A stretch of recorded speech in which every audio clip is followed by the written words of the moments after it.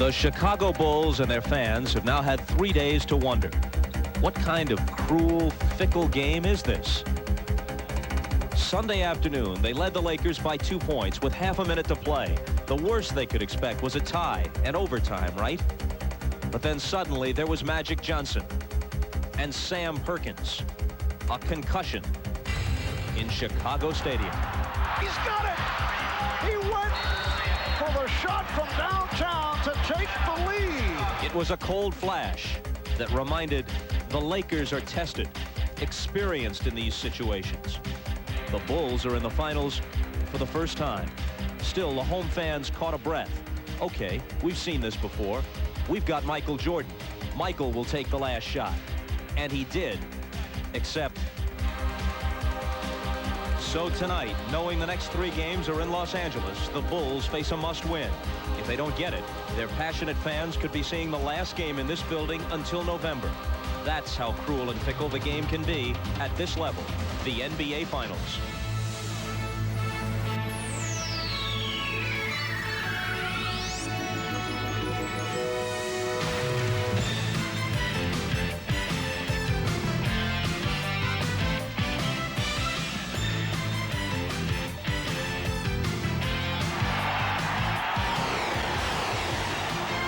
Ready to rotate up. You ready to rotate up?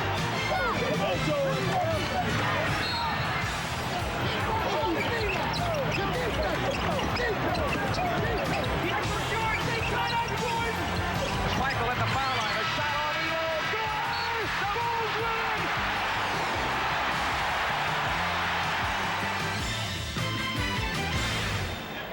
win! This is the NBA on NBC. The 1991 NBA Finals. Tonight, Game 2 between the Los Angeles Lakers and the Chicago Bulls.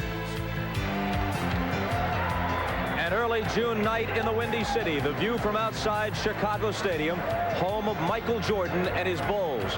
Their opponents in the finals arrived an hour and 45 minutes prior to the tip, led by Game 1 hero Sam Perkins and their other series headliner Magic Johnson. A minute or so later, Jordan stepped out of his car, hoping for a second chance to send the stadium fans into basketball ecstasy. The Chicago faithful will fill this stadium for the 190th consecutive time. It is, no doubt, the most important game of that sellout streak. The atmosphere here before Sunday's opener was giddy, almost carnival-like. And while there's plenty of excitement and passion here right now, there is also tension, because the simple arithmetic is this: no team has ever lost the first 2 games in the NBA Finals on their home court and then gone on to win the title. Hello, everybody. I'm Bob Costas, along with Pat Riley. Pat, as you see it, the key is for the Bulls not to take the Game 1 loss to heart in terms of adjustments. Your experience in this situation, the last of the 4 Laker titleists you coached lost the first game to the Pistons on their home floor in 1988 and came back to win. And Bob, that's the key issue right now. If they were to read all of the newspapers and listen to all the criticism about what they have to do in this game, they will go crazy. I'm sure that Phil Jackson knows exactly what has to be done to get his team to play to another level. Don't over-adjust. Just do what you do a little bit better. They played 103 games. They held the Lakers to 93 points and allowed them to shoot 45%. Their adjustments have to come from the offensive end. They are a team that can get 105 points in this game. They will win. Michael Jordan had 36. Scottie Pippen had 19. 4 Lakers had double figures. Paxson, Grant, and Cartwright are going to have to step up and hit the same shots they got the other night. They were good shots. The last point, Bob, Sam Perkins. Sam Perkins has become the factor in the playoffs for the Lakers, and they're going to have to find an answer for him tonight. Yeah, he had 26 points in the Game 6 closeout of Portland on Thursday with Worthy hobbling, then 22 plus the game-winning 3-pointer in Game 1 here on Sunday. Now, a new look, Pat Riley and I. This thing is going dry by halftime. New look Riley back with us after the second quarter. For now, to the call of the game, here's Marv Albert with former Hawks coach Mike Fratello. Marv?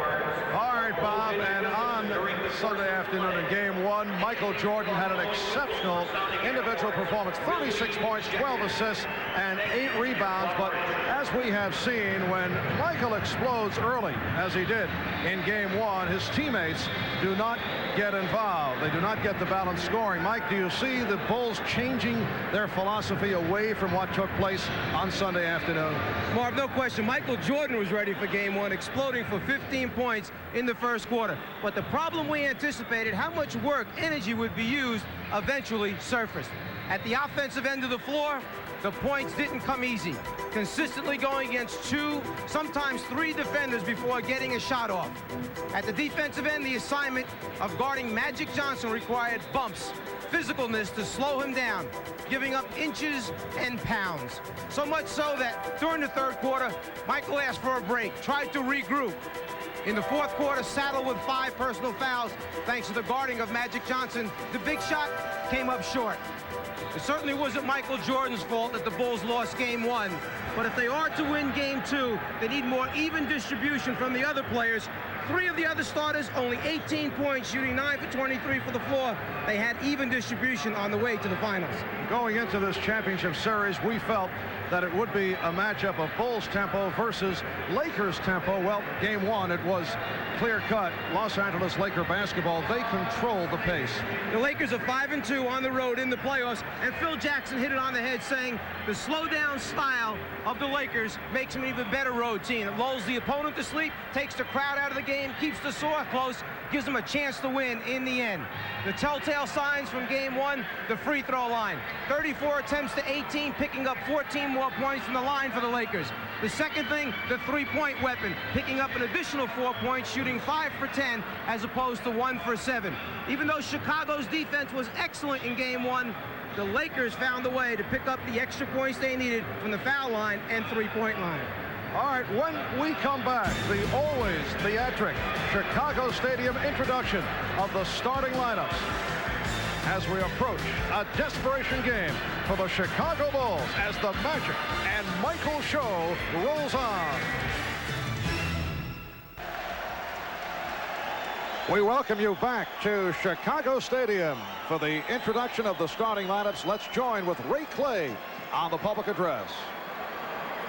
Good evening, ladies and gentlemen. The Chicago Bulls welcome the world's greatest fans to the Chicago Stadium, the noisiest arena in the NBA. I'm Ray Clay, and tonight's NBA Finals Game 2 is between the Los Angeles Lakers and your Chicago Bulls. Now for tonight's lineups. First for the visiting Los Angeles Lakers. At forward, from North Carolina, 6'9", Sam Perkins. At the other forward, from North Carolina, 6'9", James Worthy.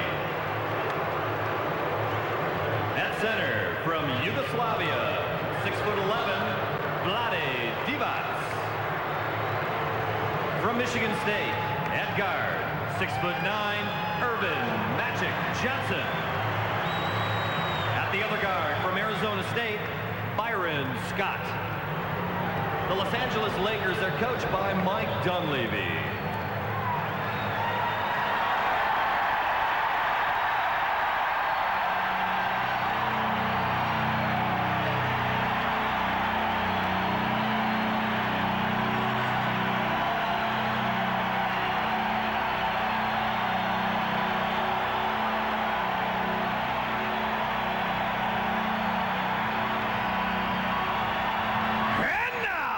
The starting lineup for your Chicago Bulls.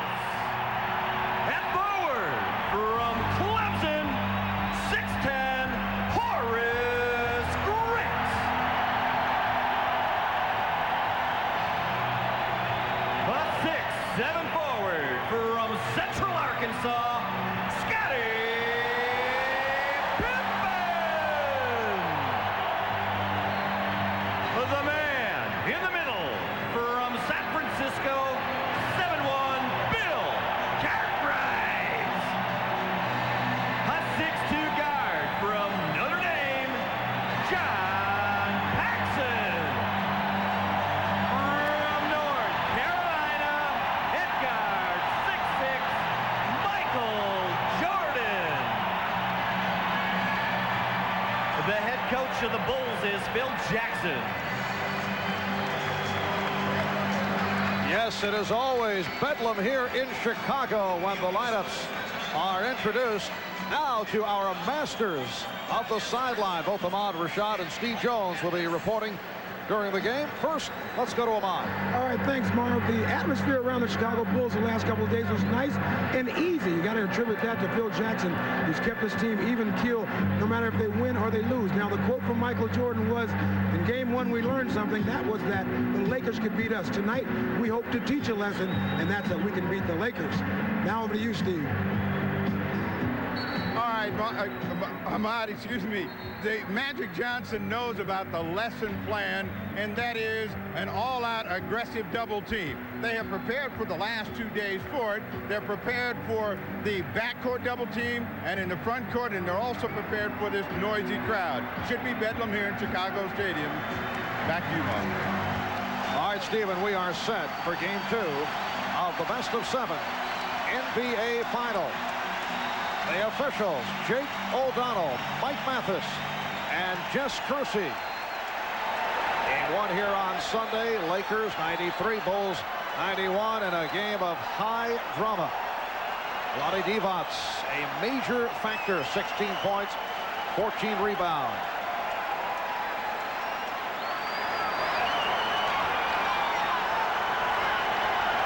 The Chicago Bulls admit that this is the biggest game of their basketball lives, and they control the opening tip. Jordan and Paxson in the backcourt. Cartwright with Pippen and Grant up front. There's Pippen off the fake on Worthy. And Grant pulling it away from Divac. Paxson around Perkins. And it's a goaltend. The basket counts. Immediately for Chicago, we see the first 2 moves to the basket in an attempt to get to the free throw line more frequently, something Phil Jackson was concerned about after game 1. Scott and Johnson in the backcourt. Divac with Perkins and Worthy up front. Now Worthy putting the move on Pippen. Cartwright on the rebound.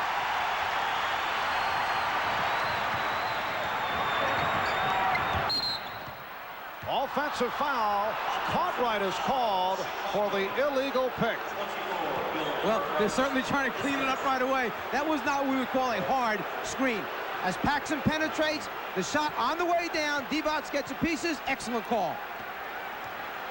And back comes Magic Johnson, and the matchup remains with Michael Jordan guarding Johnson, at least here at the start. Phil Jackson telling us at practice yesterday that we might see more of Scottie Pippen matching with Johnson. Perkins.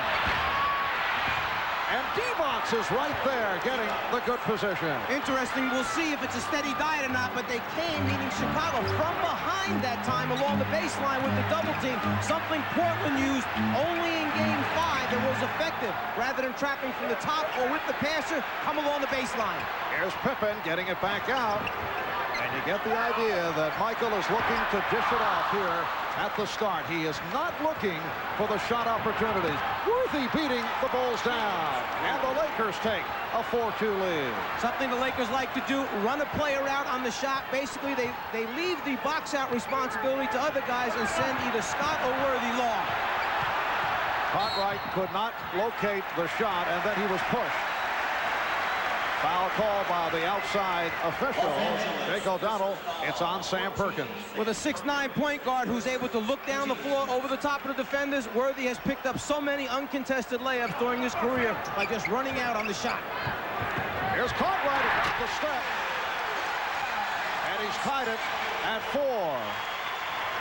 As we made reference to on Sunday, during the course of the playoffs, the Bulls usually like to get Cartwright going early with those baseline jumpers, and that's the case throughout the regular season. Divac off a beautiful feed by Magic. Something you've heard us mention a number of times, the hands of Vlade Divac, an excellent catch that time of a pass that actually was a little bit too long. What a pass from Jordan.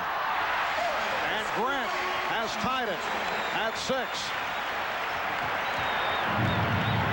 Grant coming over momentarily to help on Magic, who now is attempting to post up on Jordan. Jordan got the help, and Magic gave it up. He has Byron Scott open, and that is a three-pointer. You come from the baseline to double-team Magic. The only problem is it seems like he has eyes behind his head, great vision of the entire floor, finds the open teammate spotting up. Byron Scott did not get the shot opportunities in game one, was only 1 for 4 from the field. Pippen off the steal, fortunate that he was not called for the turnover, and Cartwright has cut the Laker lead to 9-8. Michael Jordan, the conductor so far out here for the Bulls in the first quarter, just kind of running the show, distributing the basketball. Mike Dunleavy telling us that Byron Scott has sacrificed his game because the Lakers have been thriving with their low post offense, so Scott has had to make the biggest adjustment. It'll be Chicago ball. And now the officials confer, and the ruling is last touch on a deflection by the Bulls. And now another change. They will jump it up. Well, Jake O'Donnell saw it one way. Jess Kersey had it another way, and they decide to go for the jump at center court. Well, with two veteran officials who both had calls going in the opposite direction, best thing, throw the ball up. Lakers 9 and the Bulls 8. 3.5 gone by in this first quarter. Both teams have opened up hitting 4 of 6 from the field. And apparently, well, a loose ball foul call on Perkins off the tip. So the Bulls take possession. Not that it happened playing defense actually down in the low post. One of the things the Bulls want to do is go at Perkins, go at Magic, make him play defense, maybe pick up some early fouls. Jordan backing Scott. Yes. He hits on his first field goal attempt. The Bulls 10 and the Lakers 9. Michael Thompson getting set to come on early. 4 minutes have gone by in this first quarter. Thompson is at the scorer's table. Worthy setting up on Pippen. He was so effective on Sunday afternoon. Worthy, despite the sprained ankle, played 45 minutes in game one, more than any other Laker. The alley-oop did not work, but Cartwright is there to convert. And Pippen had the half step. Jordan saw him, just laid it up a little bit too late. Massive bodies go after it, knock it free. And the Lakers want to talk it over.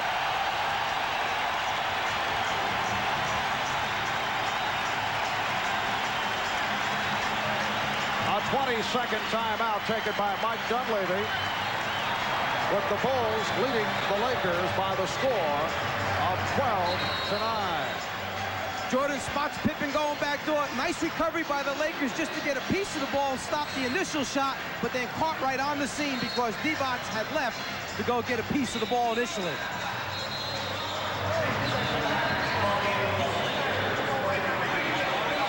Well, in checking out the tape of our telecast from game one, we discovered a remarkable sequence that could have cost the Lakers the ball game after Michael Jordan had missed the shot, and as Byron Scott was fouled, you'll see A.C. Green trying to call for a timeout. The Lakers were out of timeout, so if the official had accepted the timeout request, it would have been a technical foul plus possession. They would have shot the technical foul first, then would have been awarded, okay? The Lakers would have been awarded a timeout, but could not advance the basketball on that timeout. However, the timeout was not recognized. Worthy getting it out with 1 on the shot clock. Divac fires and nearly hit on the flame. Michael Thompson has checked in for the Lakers. Cartwright tried to lay it off for Jordan. Thought he'd be cutting by. Thompson steps out on a switch, and Grant able to take the pass from Jordan. Something that you saw time and time again in the series against Philadelphia. Whenever they trapped Jordan on a double team off a pick and roll, he would find someone in the middle of the lane wide open as they go to their areas respectively. 8-0 run by Chicago. Here's Magic for Divac, and he's fouled. Bulls looking for a tie-up. And a timeout has been taken. 6:29 remaining. First quarter. It's the Bulls by 5. Check out Michael Jordan's eyes as he looks to his right at the last minute. Divac goes for the eye fake, flies across the lane. Jordan finds his teammate Grant under the basket for the score. Jordan reminding his teammates, keep your eyes open. I'll find you if you're there. And it was Michael Jordan who committed that foul just before the timeout, his first of the game.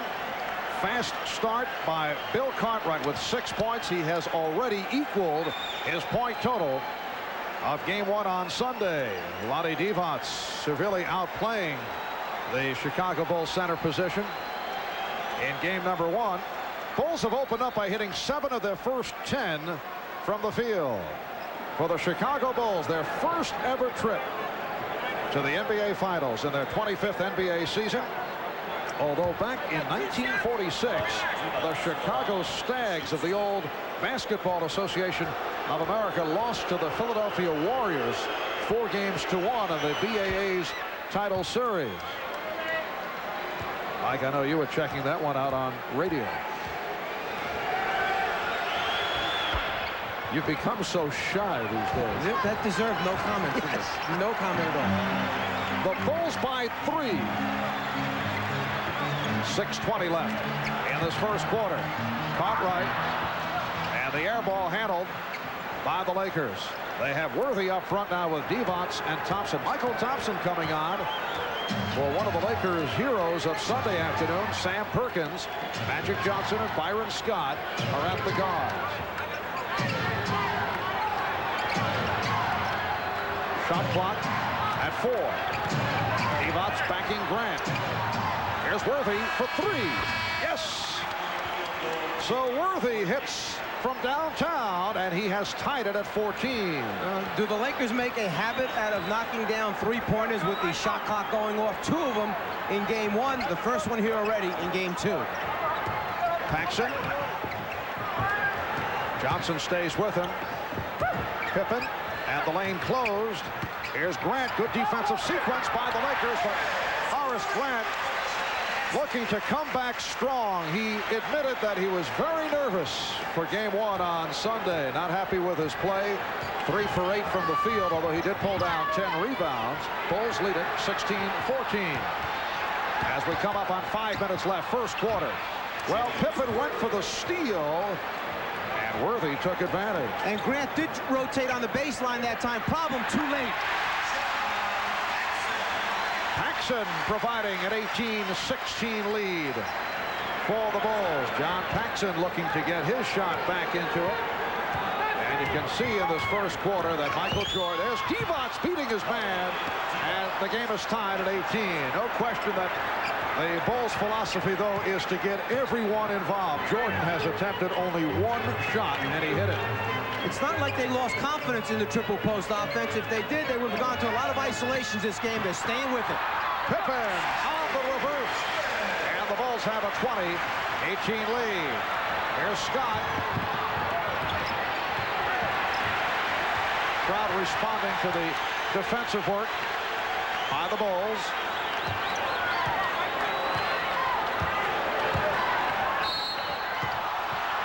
The foul called by Jess Kersey, and that is the second on Jordan. He had 5, as did Pippen in game 1. It sounds easy to say, Michael, don't pick up any fouls on pass-offs or as Magic backs you down. But when you're giving up 3 or 4 inches, when you're giving up 20, 25 pounds, it certainly isn't that easy. Do you change the matchup? Do you stay with Jordan on Johnson? Think of all the energy, as you mentioned earlier, that's being expended by Michael, plus the foul situation. There's no question that he's the best guy to play Magic Johnson, but perhaps you pick and choose the minutes during the game when you do play him head up. Here's Cliff Levingston, who has come on during the playoffs, replacing John Paxson, who hit 2 out of 2, and Levingston will guard Worthy. And as you just mentioned, here's the switch right now. Take Jordan off, give him a blow, put Pippen on Magic for a while, take a little break at the defensive end for Michael Jordan. Good look by Worthy, but Jordan over for the block. And the Bulls were looking for a 24-second violation. The officials checking it out. They have readjusted the clock, and they say 1 second remaining on the 24. One of the things that Michael Jordan does so well is block shots from behind the post people's heads. By taking him off of Magic, he's able to do that now. And that is a 24-second violation. 3:38 remaining in this opening quarter. Marv Albert, Mike Fratello, Ahmad Rashad, and Steve Jones from Chicago Stadium.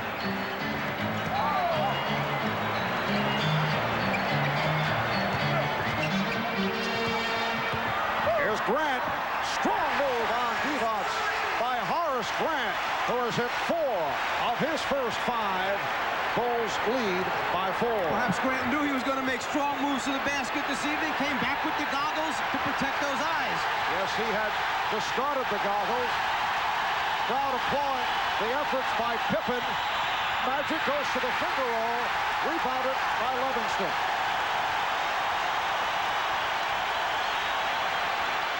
Cartwright from Jordan. The Bulls in the midst of a run, now lead by 6, and the Lakers take a timeout.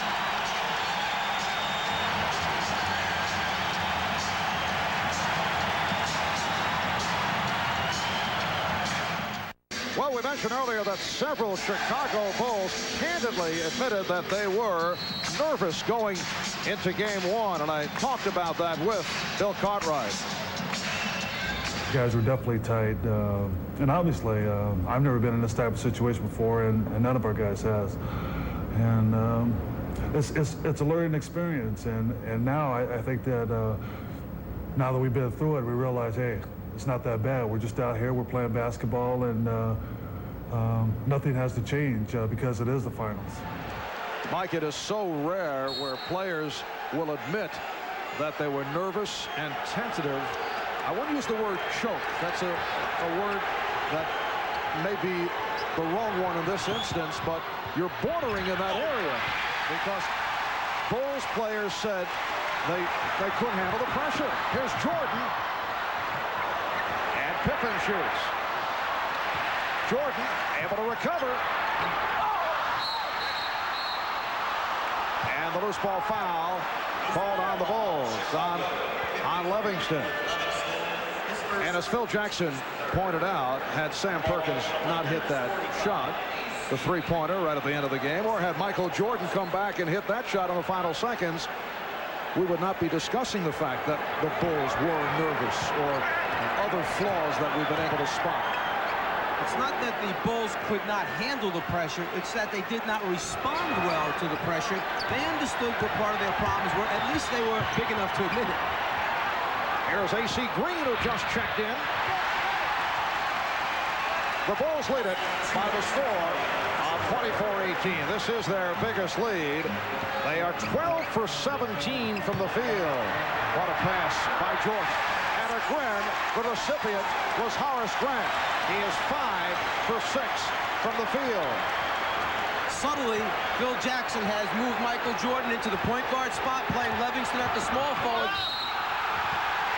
Offensive foul call on Magic Johnson. That is his first.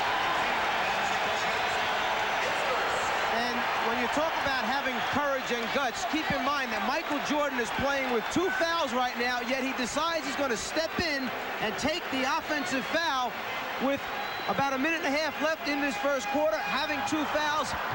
Big move on his part. Cartwright strip. He had the step. Here's Byron Scott. And the Bulls now lead it by the score of 26-20. Phil Jackson has Livingston up front with Cartwright and Grant. And Jordan and Pippen are in the backcourt. 1 minute to go in this opening quarter. Livingston. Hear the crowd moaning as Cliff Livingston let that jump shot loose. Well, one of the problems when you have Livingston and Grant on the floor at the forward positions, who's that go-to guy for a score? If it's not Magic, okay, rather if it's not Michael or Pippen taking the shots, I'm not quite sure they want Livingston being the final guy with the ball. Shot clock at 1. 3-point attempt. Worthy keeping it alive. Bulls trying to run. Lakers cut it off. Then Pippen took advantage and drew the foul. The Lakers relaxed for an instant. Just a little breakdown in communication. Magic started to stop the basketball, and then when he turned his head right here, Pippen saw the opening, went strong to the basket. Magic assumed someone else was going to run over and pick up the basketball, and he started to return to his own man defensively. Vlade Divac called for his first. At one stretch, the Bulls hit 5 straight field goal attempts, 6 of 7. They have taken a 26-20 lead with 19 and 6/10 seconds remaining in this first quarter. Chicago Bulls seeking to tie the series at 1-1.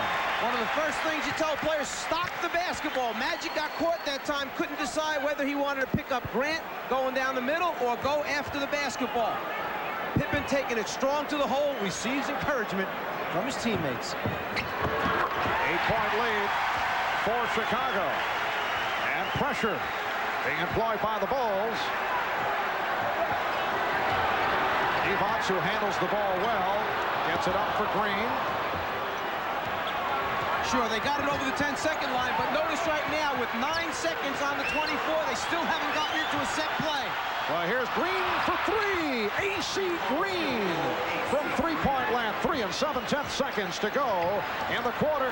Pippen had it broken up, and time has run out. A good quarter, though, for the Chicago Bulls. They lead the Los Angeles Lakers, led by Horace Grant, who has come out strong. 10 points on 5 out of 6 from the field. Michael Jordan distributing the basketball, and the Bulls with a 5-point lead on the Lakers. We'll be back right after these messages.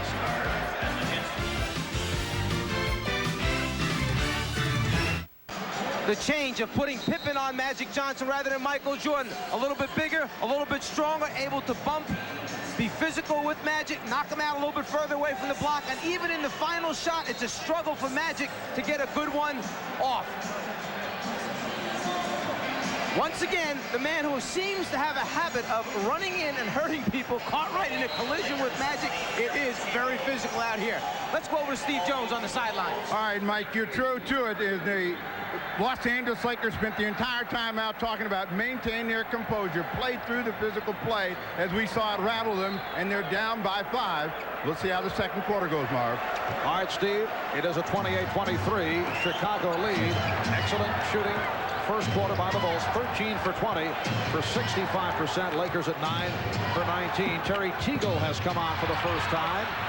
Will Perdue and Craig Hodges on the floor for the Chicago Bulls for the first time tonight. Michael Jordan sitting down. Perdue coming on for Cartwright, who had a good first quarter. 4 out of 5 for his 8 points. Pippen played by Green. Shot clock down to 5. Here's Grant. That was deflected short, and Magic out of the pack. Teagle with Hodges back for Johnson. Magic Johnson with his first field goal. You recall on Sunday he took only 1 shot in the first half, but directed the club so well, and then came on strong and ended up with a triple-double. The Lakers are so smart. They sense that this is their opportunity now to get back in and perhaps take the lead against Chicago's second unit. What a move by Horace Grant, and you saw he lost the goggles momentarily. Someone did take a swipe at him. Divac, standing one-hander, unusual shot. Bulls lead by 5, and here they come again. Pippen putting the move on Magic. And the pace has picked up. Lakers who run selectively, running right here. And Magic Johnson was fouled, and again he took a shot. Shaken up by Cliff Levingston, who's called for his second. Magic made about 3 different decisions with the basketball. He was going to his left to Divac, he was going to his right to Teagle, and then saw the opening, decided to take it all the way to the glass himself, enduring the punishment along the way. Left, right, nah, I'll finish myself.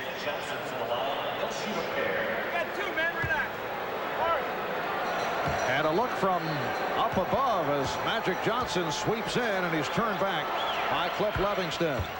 The Bulls now lead the Lakers by the score of 26. Sam Perkins checking back, so he is up front with A.C. Green and Vlade Divac.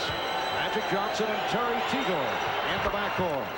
Only the 4th free throw attempt for the Lakers thus far in this game. Game 1, 34 for the entire game, an area that Phil Jackson knew they had to clean up. Hodges from downtown.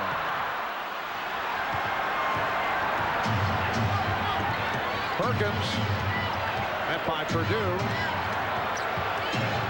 Second Perkins pulled up behind the three-point line. You saw Perdue flying out at him. Don't give him an easy three-pointer. I'm sure the message came across.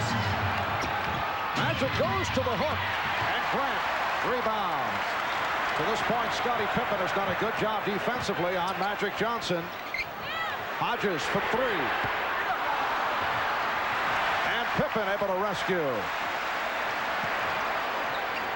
Scottie Pippen did not hit the outside shot in game 1, and he's struggling here this evening. Only 1 for 6 from the field. And it's something the Lakers are going to make him do, prove that he can make the outside jumper consistently during the course of the game.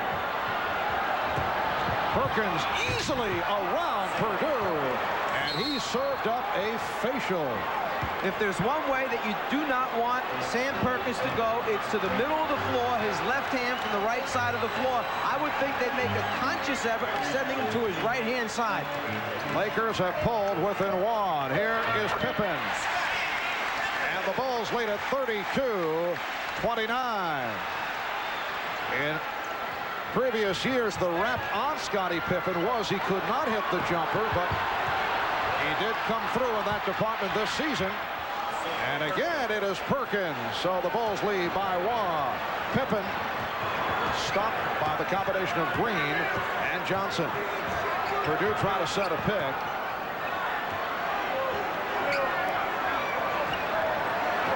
Magic showing little respect for the outside touch of Livingston. They like to see him pump it up. Shot clock at 3. Perdue. Strong move by Will Perdue, who played well in 12 minutes of action on Sunday. At his first bucket, it's the Bulls 34 and the Lakers 31. You know, you mentioned earlier that it's a big game as Terry Teagle takes it to the basket. Call for the travel by Jake O'Donnell. You mentioned earlier how big game 1 was for the Bulls. They were a little bit nervous. This is a big series for Terry Teagle as well. He hasn't been there before. Timeout has been called. We'll be right back. In game 1, when the Lakers tried to establish their post-up offense, particularly placing the ball down low to Sam Perkins, they had to make Chicago make a decision. Perkins with the ball, who's going to come to help? In game 1, they decided to remain at home, play straight up one-on-one. The result, easy score for Perkins. Here in game 2, the decision, don't let him to the middle, force him baseline on the shot. Unfortunately, the results remain the same. Perkins still knocks it out. Sam Perkins led the Lakers in game 6 to knock off Portland with a 10 for 14, 26-point performance, and came up very strong here on Sunday. Michael Jordan has returned, putting the move on Terry Teagle, and he drew the foul. Or let's see, illegal defense. Illegal defense has been called. And that is the first violation. The Bulls in a new 24. Here's B.J. Armstrong checking in for the first time. B.J. in his second year out of Iowa, replacing Craig Hodges. And we're told that Magic Johnson, who was just replaced, asked out, wanted a rest period. Mike Mathis with the call against the Lakers. It is on Worthy. Well, in game 1, the Bulls outscored the Lakers 14-2 with Magic on the bench. They had that 10-0 run, able to get back into it.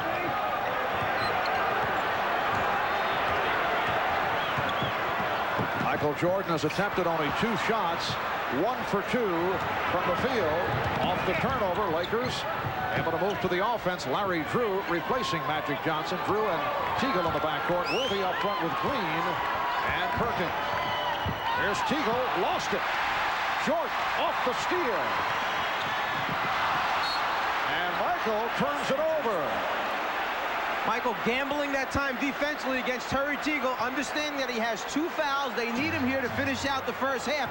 Reaching in, coming up with the steal, very fortunate. Also very good. T.J. Armstrong guarding the veteran Larry Drew. Nice pass. Teagle hacked. So Teagle will go to the line.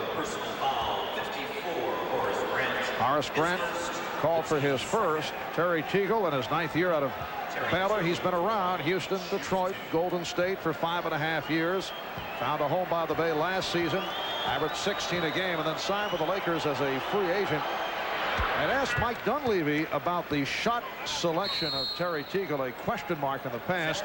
Mike calls him the best, worst shot selection shooter in the NBA. He says Terry has to get used to shooting without people on him. He said he's considered having the man who passes the ball to Teagle then guard him as long as he doesn't block the shot. Timeout has been called. We'll be back in a moment. These NBA Finals are a reunion of 3 stars from North Carolina's 1982 NCAA championship team, plus another more recent Tar Heel and Scott Williams of the Bulls. And earlier we talked about that with North Carolina coach Dean Smith. It really is special, Marv. And incidentally, I hear you have a crazy-looking tie, and I wish I could be there to see it. But I also wish I could be there for the game and watch Michael and James and Sam. And I hope Scott Williams gets in the game. Coach Smith, the word is you're the only person able to hold Michael Jordan under 20 points a game. I guess you did that with playing time, but if you were defending Michael Jordan, what would you try to do? Well, wait a minute. Bobby Knight held him under 15 in the Olympic team, so okay. I'm second place there. But certainly what they do now, with your rules, in our game, it's a zone. We were zoned all the time, or a box and one, and I think they go double now. And, of course, Michael didn't have the outside shot in college that he has now. He's improved every year he's played. So Dean Smith held Michael Jordan under 20. What a wise guy you are. When he said, I'm sorry I can't be there to see Michael, I got excited for a second, but I think he meant the other Michael. Yes, I have a feeling. And there is another Tar Heel, former Tar Heel, involved in this series. The assistant general manager of the LA Lakers, Mitch Kupchak, one of Dean Smith's favorites. 34-33, the Bulls by 1. And Green rebounding on the miss by Armstrong. Game 2 of the best of 7 NBA championship series. As the Bulls hope to send it back to LA, tied at 1 apiece. Magic Johnson making his return. Shot clock is at 8. Worthy off the fake. A good play by Perkins, keeping it away from Purdue. The long arms of Sam Perkins actually just reaching over Will Purdue, keeping it alive for the Lakers. Perkins. And the foul called on A.C. Green. So Green and Teagle involved. It is on Green. That is his first. Michael Jordan looking to get the ball to his teammates. As a result, he has attempted only 2 shots, 1 for 2 from the field, coming off the 36-point performance on Sunday. Teagle sitting down, and Divac returns.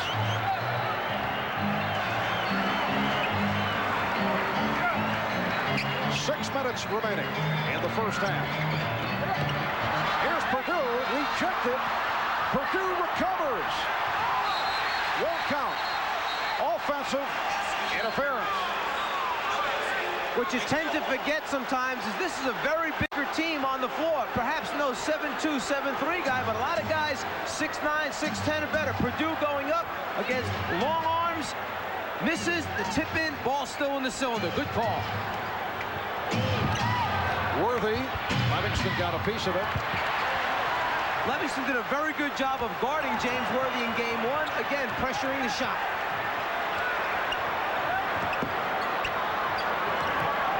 Divac jumping out to help. Another excellent defensive sequence by the Lakers. Jordan for 3. Way off. Got glass. That was it. We approach 5 minutes remaining in the the first half. The Bulls have a 1-point lead. Illegal defense call for the first time against Chicago. What happened that time, B.J. Armstrong got caught in transition guarding Vlade Divac. Michael Jordan saw he was in trouble, ran over and said, get out of here, I'll take him. In the switch, they got caught. Illegal defense call. And Will Perdue hears it from the crowd, sits down. Bill Cartwright is back. Cliff Livingston departs. And John Paxson returns. Pippen remaining on Johnson. Divac. Magic gets it right back. Beautiful give and go between Magic Johnson and Vlade Divac. Divac has 10 points. Lakers by 1, 35-34.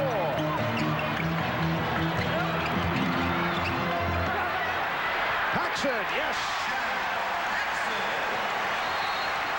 So the Bulls lead 36-35. Keep an eye on the middle of the lane area when Chicago's on offense. Anytime Pippen or Jordan put the ball on the floor and go to the basket, the big men, Divac, Perkins, leave their guy, close off the lane. Steal, that time by Horace Grant. And Jordan got it right back. Grant could not hold on. Here's Divac. Lakers by 1. One thing you'll notice about both these teams, they're excellent in transition defense, getting back, getting their numbers back, and then breaking up plays when they are outnumbered.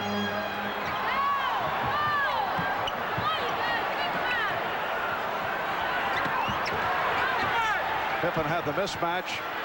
Found Jordan open. Here's Michael. And that is only his second field goal. Bulls 38.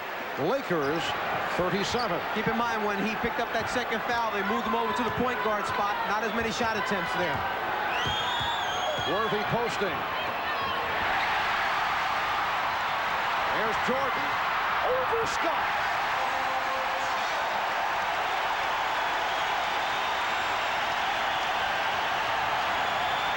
Magic trying to settle it down. The Bulls lead by 3. The Lakers want to talk it over. A timeout taken. 3:14 remaining in the first half. It's the Bulls 40 and the Lakers 37. Miller Genuine Draft presents #1 draft choices. And today's Miller #1 draft pick, Bill Cartwright of the Chicago Bulls. He was selected 3rd overall by the New York Knicks back in 1979. He spent 9 years with the Knicks, then traded to the Bulls, dealt for Charles Oakley, plus the switching of 1st and 3rd round draft picks back in 1988. A reminder, at the end of today's telecast, we'll be selecting the Miller Genuine Draft Player of the game. Well, Magic Johnson taken by the Lakers #1, then David Greenwood, selection of the Bulls, #2. Greenwood now member of the San Antonio Spurs. And Cartwright was 3rd. Again, Worthy with the shot clock running down. That was just within 2-point range. 9 points for Worthy. Divac, the high man for the Lakers, with 12. Grant leads the Bulls with 12. Michael Jordan, a quiet first half by design, looking to get others involved. Now Michael looking to break out. And he has. He's hit 4 of 6. He has 8 points. The Bulls 42 and the Lakers 39 with 2.5 remaining in this first half. And Worthy took a shove. The same play for the Lakers. Earlier in the game, the back pick on Vlade Divac leading to the catch and score. This time, the back pick, catch, foul on the play will lead to 2 free throw attempts. 2 times after timeouts, the Lakers going to this play. John Paxson upset about the call. In fact, John has been upset about the number of calls against him recently. Mike, he has threatened to change his number from 5 to 99 to make the officials work a little harder. Little twisted sense of humor by John. He became a celebrity with 1 commercial on TV now, so now he's a comedian. John and his brothers. John Paxson spent 2 years with San Antonio. This is 6th season with Chicago out of Notre Dame.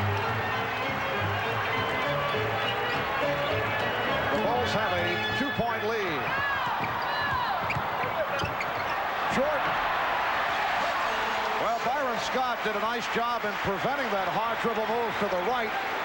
But Michael still able to go glass to score. And one thing you can see, last 2 times down the floor, they got Jordan into an isolation situation so he could go one-on-one. Jess Kersey indicating a holding foul on Pippen. That's the first picked up by Scottie Pippen. Give Jordan the ball live at the top of the circle. He loves to play from there, forcing teams to double from the wing, from the side, from behind, from on top, and he still scores. This series resumes with Game 3 in Los Angeles Friday night, 9 o'clock Eastern Time, right here on NBC. Once again, we go prime time with the NBA Finals. Game 4 in LA Sunday night at 7. That's 4 o'clock West Coast time. Perkins for 3. Sam Perkins from downtown, and he's brought the Lakers within 1. Please note the change in time for Sunday night, Game 4 at the Forum in Los Angeles, 7 o'clock Eastern time. Cartwright to the fadeaway. 1:20 remaining in the first half. Lakers with the ball. They're down by 1. You might say to yourself, this is very unusual. The Lakers making all these three-point shots. Go back a year ago to Detroit against Portland. They held back that little part of their arsenal until the playoffs championship series, then burned Portland with the three-pointer. Perkins for 3 again.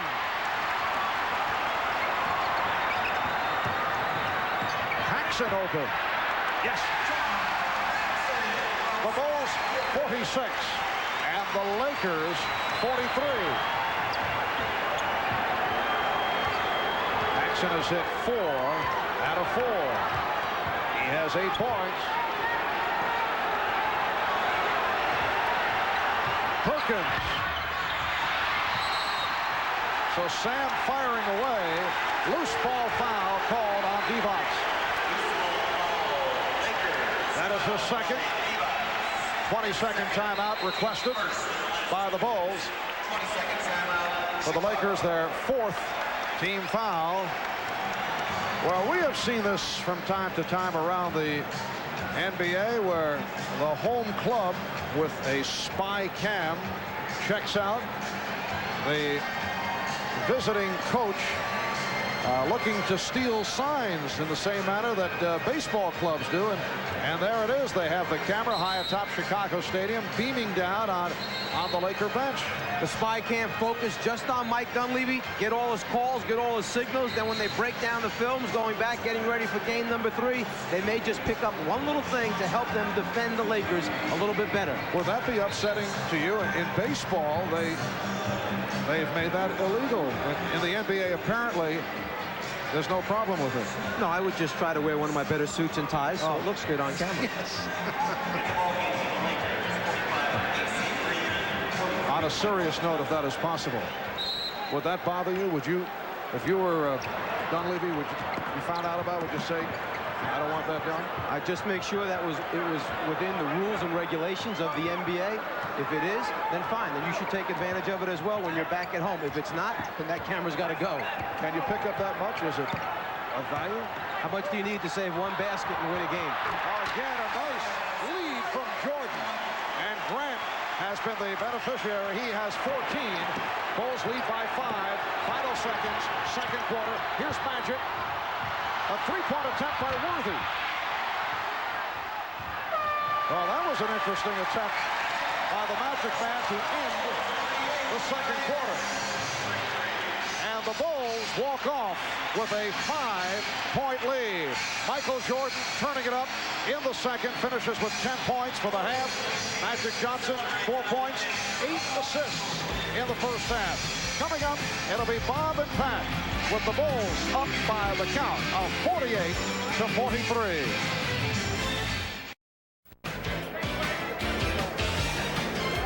Okay, the Chicago Bulls trying to get even before we head back to Los Angeles with the lead of 48-43 at halftime. Well, ladies and gentlemen, this, I guess, is what some of you have been waiting for, and I must say that I am tremendously disappointed. This is what I labored all season for, and apparently this gunk has been so trained in your head that even when you blow dry, all we get is this. I mean, what's the deal? That looks pretty good. You know, mean, I've gone. But we ought to really, I have something to say right at the end of this analysis. And then if we get into the analysis, then we'll see what it really looks blow dry.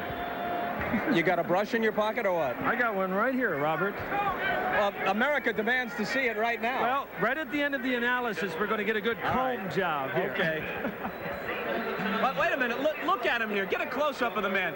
He looks a little bit like Bobby Rydell in Bye Bye Birdie. I mean, what happened with this whole thing is that my hair has been combed back for so long that it doesn't go over like yours and flips in this wispy, willowy look. You know, I mean, it's just the way it is.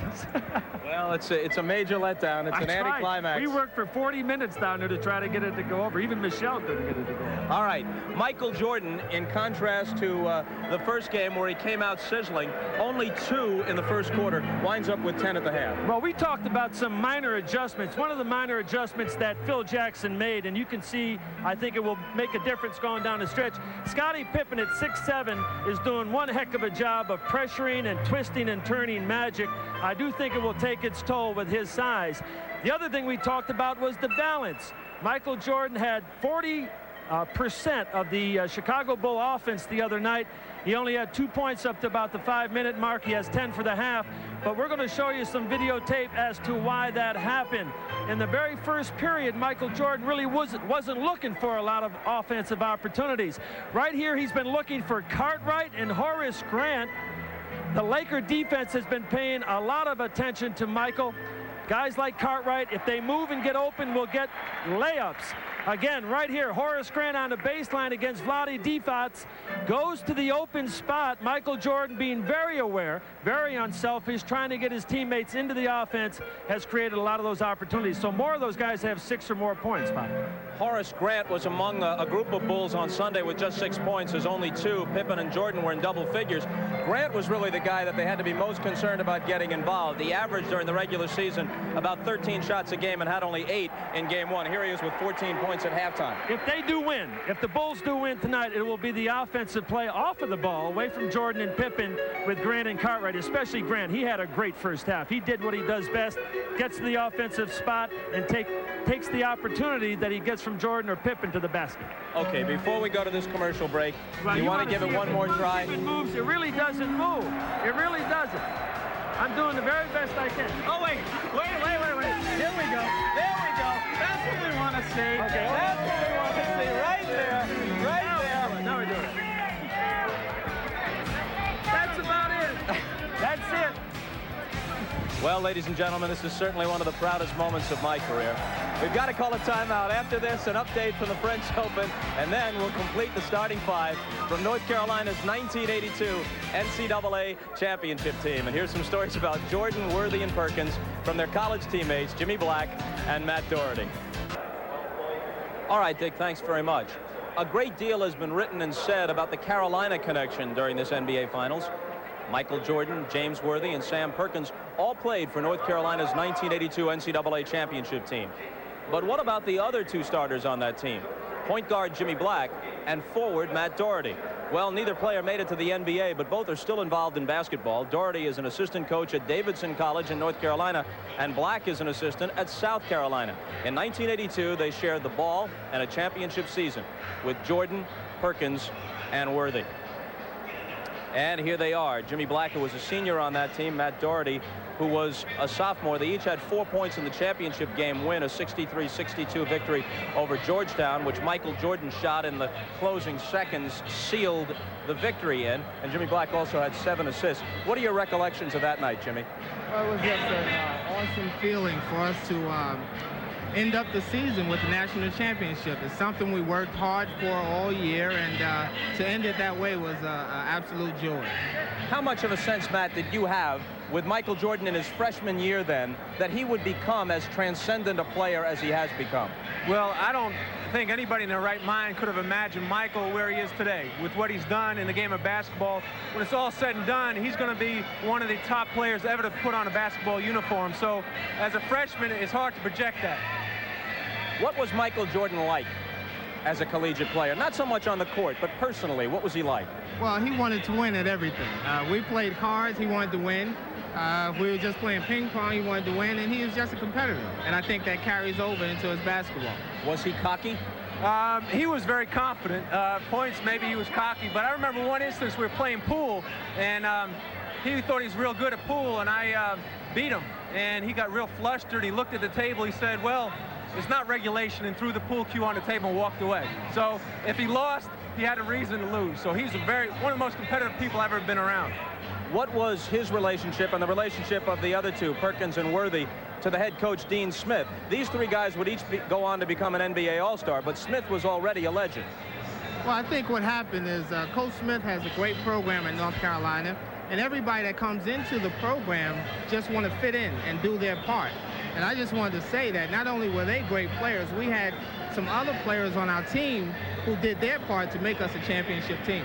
Was there ever any feeling among superstar players like Perkins, Worthy, and Jordan that they would like to break out at least occasionally and get their 35 or 40 rather than staying within that system, even as successful as the system was? I don't think so. One of the keys was Coach Smith was real good at having guys play unselfishly. He felt if we were unselfish, played as a team, we'd win. That year, James, I think, averaged 15, Sam averaged 14, Michael 13, Jimmy and I around 9 or 10, and we just wanted to win championships. Who was the leader? Jordan was only a freshman. Who was the leader of that team? Might have been you. You're looking at him right here, boss man, Freddie. Well, I was lucky. I think in Coach Smith's system, the seniors take over. But I think we all had our hand in putting together a nice team and a nice season. Any quick personal thought about being part of that team or about any of the three or playing here tonight? Well, just seeing these guys and knowing that we had something, you know, we were a little part of them. It's great to see them, and they deserve all the success that they get. Matt Doherty, Jimmy Black, thanks very much. We'll send it courtside to Marv Albert and Mike Fratello for the second half of Game 2 of these NBA Finals after these messages. And a word from your local station. Stay with us from Chicago. 5 over the Lakers. Let's go to Steve Jones. All right, Marv, we're down here with head coach Mike Dunleavy, and a couple of things have to concern you: the aggressiveness of the Bulls and the types of shots that they're getting. Well, letting them shoot 57% against us has really hurt us. A lot of that has been off of penetrating passes. Our rotations haven't been that good. We've got to sink back and fill to take away those easy baskets. Well, you're close. You feel good about that? Well, we're close enough, and we haven't shot the ball really well, so we're looking to step it up this half. All right, let's go back to Mark. All right, Steve, it is a 5-point lead for the Chicago Bulls, and the Bulls certainly did change their philosophy in the first half. On Sunday, Michael Jordan came out with a burst, 15 points in the first quarter. He was looking for his teammates right at the start this evening. In Game 1, Paxson, Grant, Cartwright, total of 18 points on 9 for 23 shooting. In this game, 30 points scored between those three guys, 15 for 19 shooting. Great distribution for the Bulls. And Michael Jordan with 5 for 7 from the field. Also a total of 6 assists. We'll be back in a moment. Basketball crazy here in the Windy City. The Bulls have taken over the town. They went 61-21, winning the Central Division, best record in the history of the franchise. The Bulls only the 9th team in NBA history to win 60 games in a season. Celtics did it 11 times, the Lakers 8. In the playoffs, the Bulls swept the Knicks 3 in a row, beat the Sixers in 5, knocked off Detroit in a physical 4-game sweep. And they're down 1-0 to the Los Angeles Lakers, looking to tie the series up when they head back to L.A. for Game 3 on Friday night. And off the steal, the Bulls to the offense. Jordan and Paxson in the backcourt. Cartwright with Grant and Pippen up front. Bulls lead 48-43.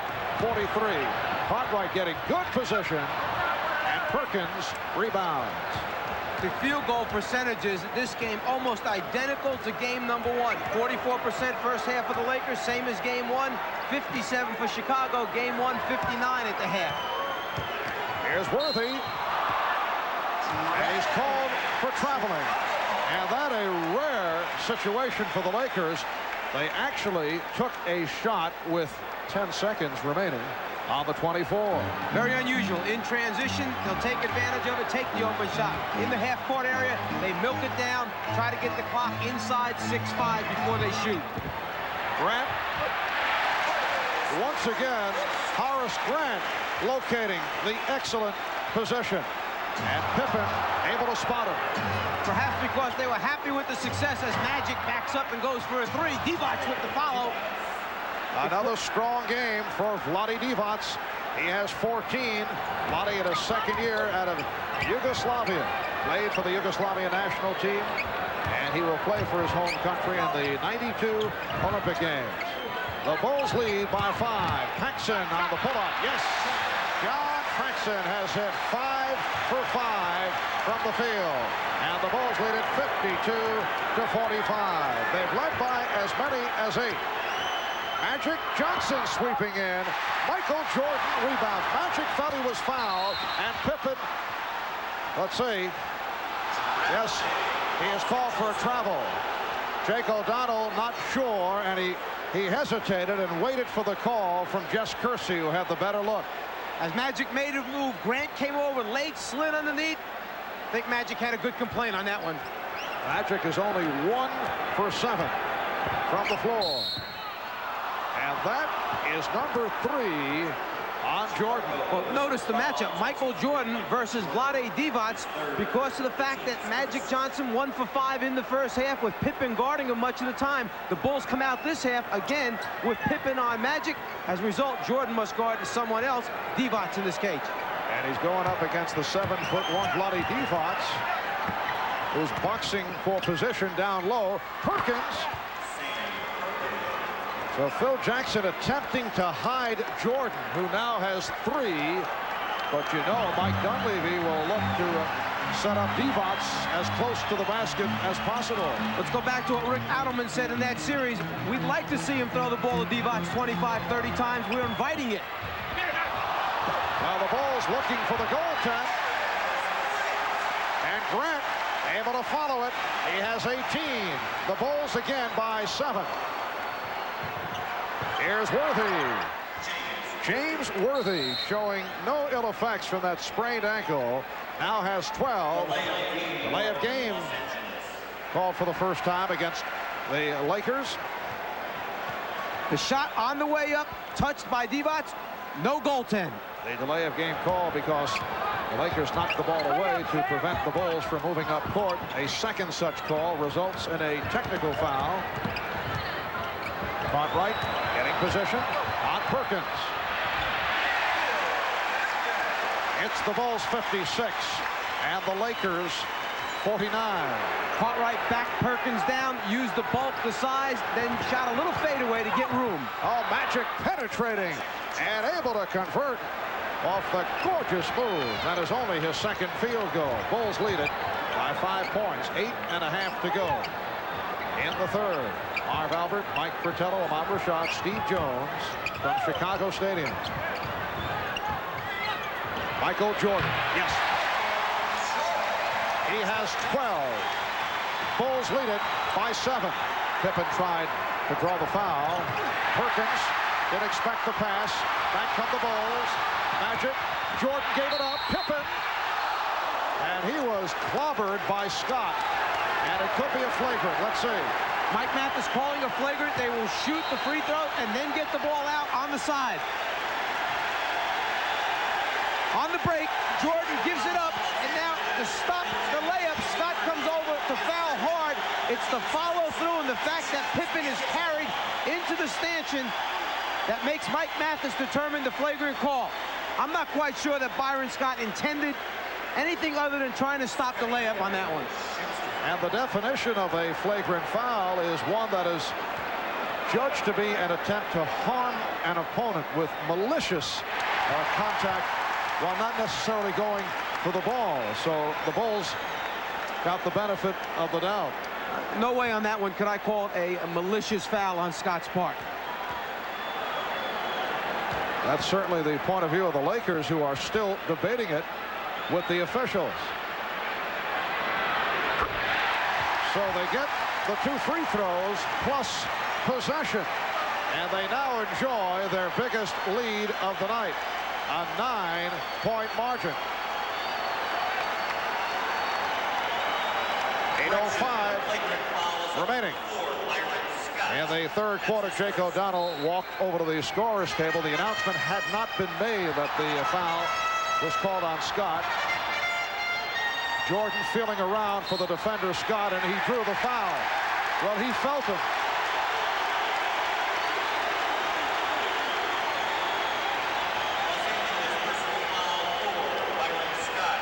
Physical game down low. Bulls Bulls like to post Jordan and make that defensive guard play those mind games. Here's Cartwright. The Chicago Bulls on a roll. 6 unanswered, and they have their biggest lead of the night. The Bulls 62 and the Lakers 51. 14 years ago to the day, it was Bill Walton and his Portland Trailblazers capturing their first and only championship by defeating the Philadelphia 76ers 4 games to 2. In that series, Portland lost the first 2 games in Philadelphia and then won the next 4. Only 2 teams have ever come back from 0-2 deficits to win the NBA Finals. Portland did it in 77 and Boston in 1969, and those teams lost the first 2 games on the road. And the Chicago Bulls do not want to be in that category. Trying to tie this series up at 1-1. Here is Worthy. So the Bulls now lead at 62-53, 7:25 remaining in the third quarter. The Bulls have hit their last 4 field goal attempts, 6 of 8 here in the third. Jordan with the step and the bucket. Again, Chicago by 11. The matchup remains Pippen going up against Magic Johnson, and Worthy catching fire now has 16. The Bulls 64. The Lakers 55. Jordan and Paxson in the backcourt. Cartwright with Pippen and Grant. Phil Jackson back to his starting lineup. Scott able to pick it off. Pippen tried to go the bounce pass route. Now Jordan guarding Worthy and then tries to help out. Now being matched with Magic. Shot clock at 8. Magic Johnson. And again complains he felt he was fouled. That's at least 3-4 times that Magic's turned to the official in the last 6 or 7 minutes of play. Michael Jordan gives the Bulls an 11-point advantage. Jordan with 16. He has hit his last 7 shots. Johnson posting. Spins Pippen and now called for the foul. That's the second assessed to Scottie Pippen. As Magic has been making his moves to the basket, he's looking for contact, trying to get to the free throw line. There he feels that he was already up in the air before Grant came underneath. Turns to the official and says, "Can't believe this." And that last foul on Pippen, a non-shooting affair.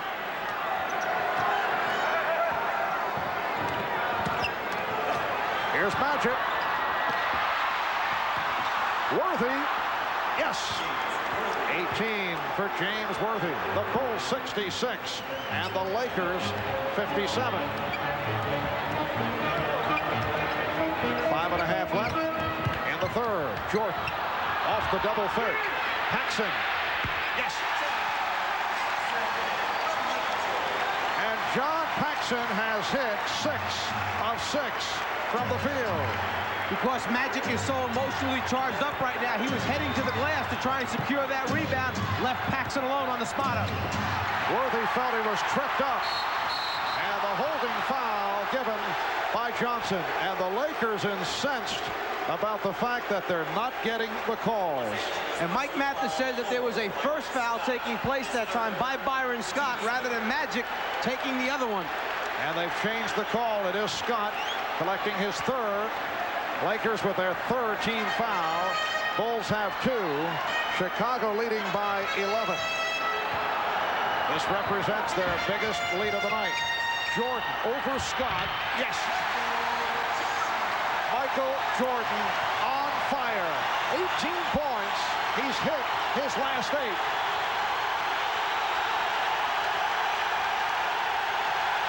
Magic Johnson. Oh, he hit the deck hard, and this time drew the foul. Magic was going to make sure that he went hard enough and strong enough that time not to leave any doubt in the official's mind. On the reverse dribble, he finds the seam down the lane, going to the basket. Jordan, trying to rotate over, was there and then knew it was late, so tried to move out of the way. The result, the contact, the foul. And that number 4 on Michael Jordan. Let's see how Phil Jackson plays it here. Has a 13-point lead. Jordan has hit his last 8 shots. Magic to the foul line. He's 3 for 3 from the line. He has 7 points. He has shot only 2 for 10. Yes, but only 8 points from the free throw line for the Lakers so far in this game compared to last game where they picked up 28. Scott Williams, the rookie out of North Carolina, has come on for the first time. Cliff Levingston is back. So Levingston, Williams, and Pippen up front. Jordan and Paxson in the backcourt. Here's Jordan. Yes, and it counts.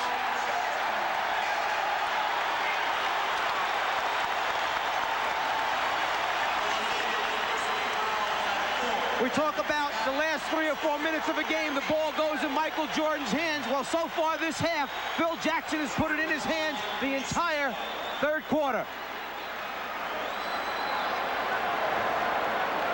Scottie Pippen saying to Michael, keep it going. Got us on a roll. Is that what he said? Exactly, word for word. Byron Scott called for the foul, his 4th. Michael Jordan completing the 3-point play. He's hit his last 9, and the Bulls have opened up a 14-point lead. Jordan playing with 4 personal fouls. Bulls go to the trap.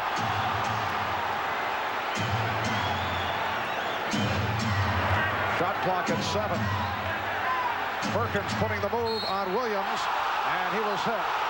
Blocked by Scott Williams. Because all the Chicago Bulls are anticipating that the offensive man is going to be turned back to the baseline. The next guy starts on the rotation early, and what happens is you pull up your dribble knowing that a Jordan or one of the other guys is going to come for the steal or double team. Changing the game plan defensively, force him to the baseline rather than the middle. Sam Perkins to the line for the first time.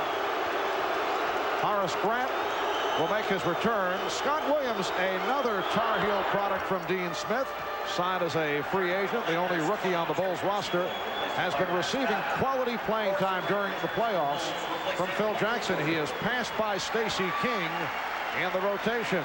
Scott sits down, and Jordan now will sit down. So Michael Jordan, in his last 9 field goal attempts, he has taken over the third quarter. But he has the 4 personal fouls. The Bulls now lead at 73-61.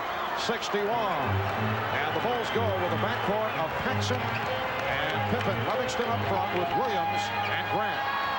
4 minutes remaining in the third. Pippen off the weave. Played well by Johnson.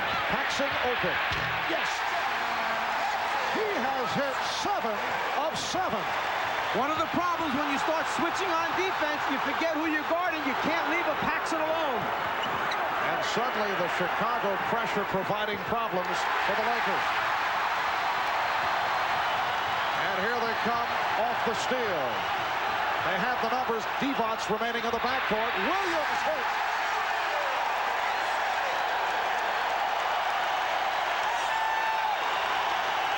The Bulls lead by 16 points.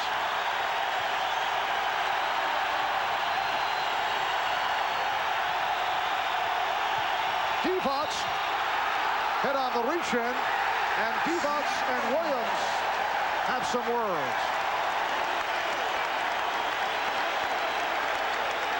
The style of play by the Lakers where they pick you apart, slice you apart, run the clock down.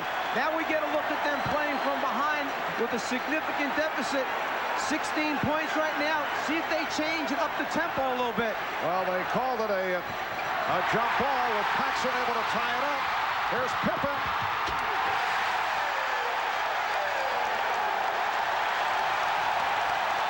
The Bulls have exploded here in the third. And the Lakers calling for time.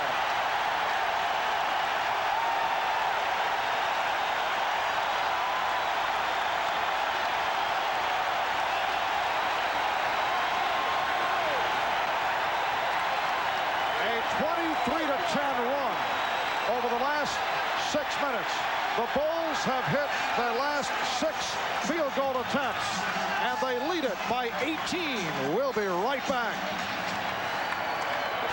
I think the decibel level has hit new heights here this evening.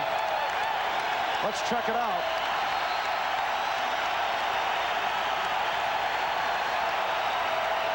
It's right around a rock concert jet plane takeoff. 190th consecutive sellout here in Chicago. And you can see that Paxson and Jordan, off the magnificent shooting during the regular season, have been equally magnificent here this evening. Magic Johnson with 10 points. John Paxson has hit 7 of 7 from the field.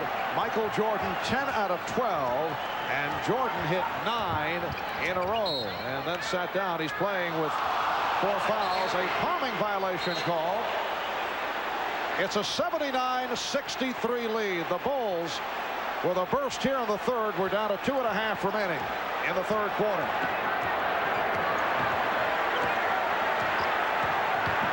Here's Magic. It's an offensive foul. Scott Williams able to take the hit. The outside official, Jess Kersey, had the foul on Williams sliding underneath Magic. The baseline official, Jake Aldana, waved it off. He said, nope, I had a better look. Offensive foul.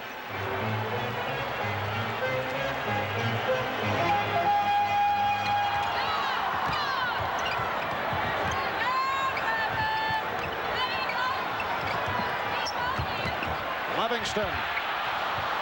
2 minutes to play.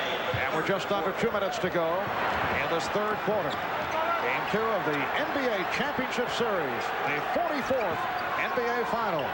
Lakers looking to make a 2-0 on the Bulls, and the Bulls attempting to tie the series at 1. Livingston called for the push. And that is team foul number 5 committed by the Bulls. Livingston with his 3rd. We mentioned at the start of the game that game 1 was certainly LA Laker basketball. As you check our working the shot clock chart, the Lakers usually, although now they're forced to play the Bulls pace, the Lakers usually go right down to the final seconds of the shot clock to attempt the field goal. I think we can see they feel much more comfortable shooting the ball with 4 or less on it, going 5 for 10 as opposed to 1 for 7, where the Bulls might feel the noose getting a little tighter at that time. However, in a situation that has developed here with the Chicago Bulls now up by 14, Lakers have to get the shots up a little bit more frequently than the other day. Paxson again. Make it 8 for 8 for John Paxson. It's the Bulls 81 and the Lakers 65. Foul called on Paxson, reaching in on Teagle. In putting a team together, you need the right pieces, the right parts, the perfect complement. Paxson, who becomes an unrestricted free agent at the end of this year, the perfect complement to Jordan, who receives double and triple teams. All he needs to do is slide to the open spot and then make the shot when Michael delivers the ball. John Paxson was quiet during the series against the Detroit Pistons. Came out fast in that 4th and final game with 12 points in the opening quarter, and that was a very significant time for the Chicago Bulls, who were able to jump to the big lead. And John has come out strong here in game number 2, as the Bulls have received the balance. Not the case on Sunday. Michael Jordan leading the way with 21. Paxson 16. Grant has 18. Cartwright 12. Pippen has 10. And Jordan will go to the foul line. Los Angeles personal foul 20. Teagle called for his first. New guy in the game, immediately post Michael Jordan up against Teagle, take him down low. Michael's so tough in the paint area close to the basket. He's either going to score or get fouled most times. Michael is 1 for 1 from the free throw line. He has been bothered by tendonitis in his left knee for a good portion of the season. At times he's been hobbling. He did hobble his way to 46 points in a playoff game against the Philadelphia 76ers. The knee at times did affect the lift on the jump shot. as it turned out, as Pippen is able to get to it and decides to regroup. When Jordan scored the 46, that was the one loss in the series to the Sixers. Jordan again. He has 24. The Bulls 84. And the Lakers 67. Divac, who handles the ball well, able to control against Jordan. Bulls defense scratching, clawing at the Lakers to try and force turnovers or use up that clock. Foul on Pippen. That is his third. Jordan with the ball at the top of the circle is so difficult to guard, particularly when you have shooters like Paxson spotting up on the wings. To play him head up one-on-one, a nightmare.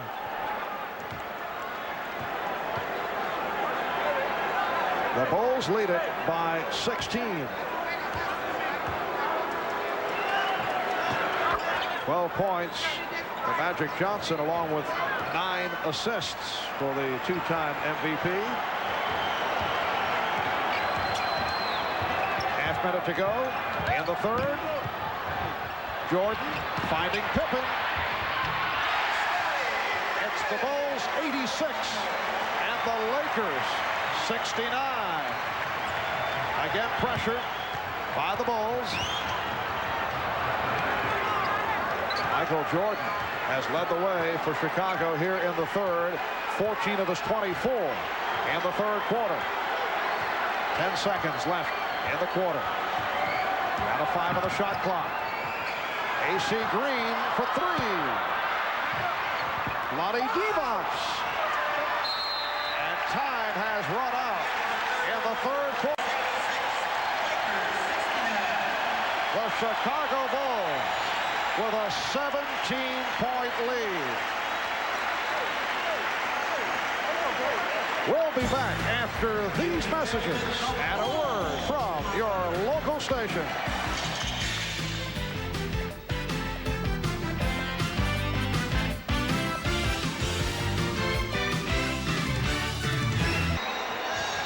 A capacity crowd better than 17,000 at Chicago Stadium. All-time attendance record set this season here in Chicago. And as we head to the fourth quarter, the Bulls lead the Lakers 86-69. Pulling away in the third quarter. A terrific shooting third quarter for Chicago. 17 for 20 from the field. Led by Michael Jordan. Now Craig Hodges has checked in. Here's Grant. Rebounded by Green. AC Green up front with Sam Perkins, Lonnie Divac.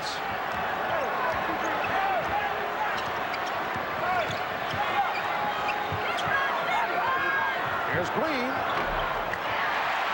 And the Bulls on the run, led by Pippen with the stutter step. Oh, good hands by Grant to jar it loose, and they'll jump it up.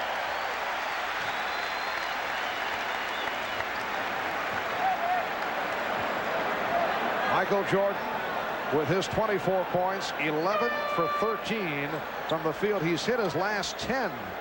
9 for 11 for Grant. Paxson 8 for 8. Cartwright 6 out of 9. The Bulls overall shooting 67% for the game. Hodges sitting down. Livingston returns. And the Bulls continue to drape themselves all over Magic Johnson. Is there any way that Magic can free himself up? Well, one difference in the system this year from the past years when Showtime was in high gear, they used to run out of bounds after makes by the opposition, try to get it into Magic and let him push it back quickly before the defense could get up on him. Another adjustment Mike Dunleavy may have to make for the next game is perhaps play Larry Drew with Magic or make Byron Scott the point guard and run the show for a while, take the pressure off of Magic. As the foul is called on Scott Williams, let's go to the sideline. Here's Steve Jones. All right, Marv, you guys are talking about things they could do in the future. What they're trying to do right now is go with their big lineup. James Worthy now has the assignment of trying to shut down a red-hot Michael Jordan. We'll see what happens in the next couple of minutes. Back to you, Marv. All right, Steve. Worthy being guarded by Livingston. Sets up on the back dribble. And good play by Livingston. Breaking it up. A combination that time of the defense bumping Magic Johnson out off the block and Livingston backing off Worthy, saying, go ahead, shoot it from this range. I don't think you're going to make a whole lot. As a result, tough to get the ball down low to Magic. Magic getting it down low to Devons. Lonnie Devlon with a good catch. He now has 16.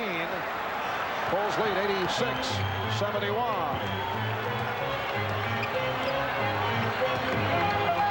Michael Jordan. Yes. Make it 12 for 14. 26 points. He's hit his last 11.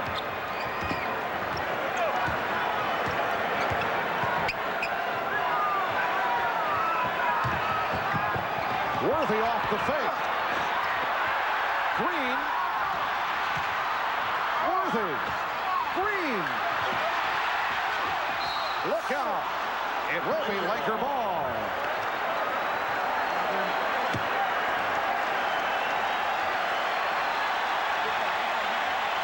Sometimes when it's going bad, it goes real bad. This jump hook, short, pass, shot, short, collision. What is this, Joe Piscopo? You should have heard yourself a second ago. 2 minutes into the fourth quarter. And the Bulls lead at 88-71. Devons getting possession. AC Green. And Scott Williams able to get to it.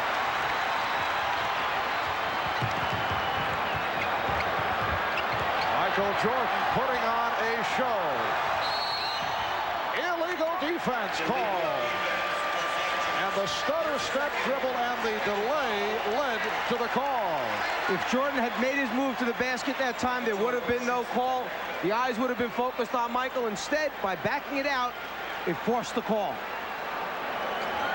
At the second illegal defense call, leading to this technical foul. Jordan 2 out of 3 from the line. Michael Jordan opened the game first quarter looking to distribute the ball, did get his teammates into it. He hit one of his first 3 from the field. He's now 12 for 14. He's hit his last 11. A timeout is taken. 9:40 to go in the fourth. The Bulls lead it 89-71. Back in Chicago, Bulls have an 18-point lead in an effort to tie the series at 1. Friday night, the dream matchup goes Hollywood NBA Finals, shifting to LA for Game 3 of the best of 7. Magic versus Michael, Lakers and Bulls. Game 3 of the NBA Finals Friday night. That'll be 9 o'clock Eastern Time right here on NBC. Game 4 in LA on Sunday night at 7 o'clock Eastern Time, 4 o'clock on the West Coast. Please note that change in the starting time. 4 o'clock out in Los Angeles, 7 o'clock Eastern Time. About now, the Lakers might pull out that 1-3-1 half-court trapping defense, try to take Michael out of it and force some turnovers, some hurried shots, try and get some easy scores themselves. And here's Jordan going for 12. He's got it. 12 straight field goals from Michael Jordan.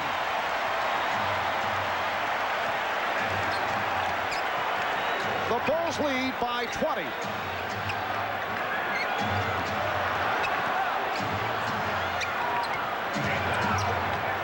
AC Green. The Lakers only 1 for 10 from the floor. In the fourth, Pippen on the alley-oop. Yes!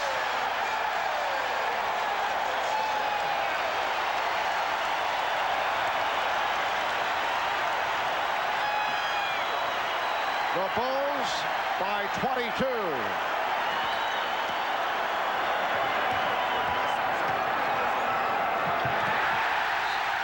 It will be Chicago ball. We said last game when Michael Jordan's tongue is out, something bad's going to happen to the opposition. Once again, the tongue out. There's the bad thing right there.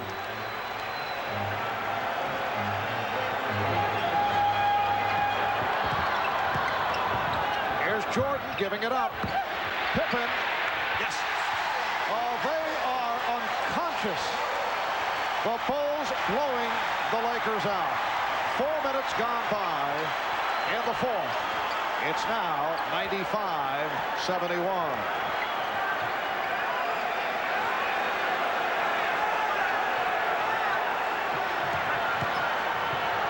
Green. AC continues to fire away. He's now 1 for 9.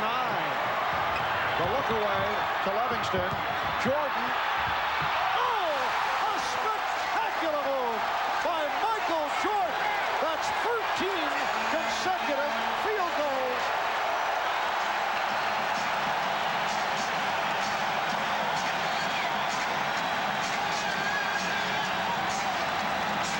And a timeout has been called. Looks like Michael Jordan's trying to find a way to miss his shot. Instead of taking the easy one, he tries to make it hard and still comes up. He's saying to the fans, I love it.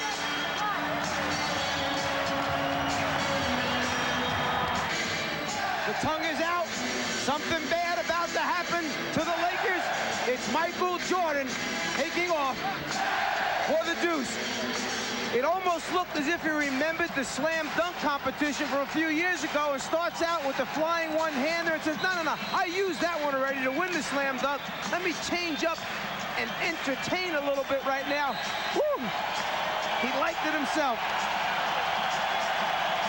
Phil Jackson, I kind of like having that guy on my team.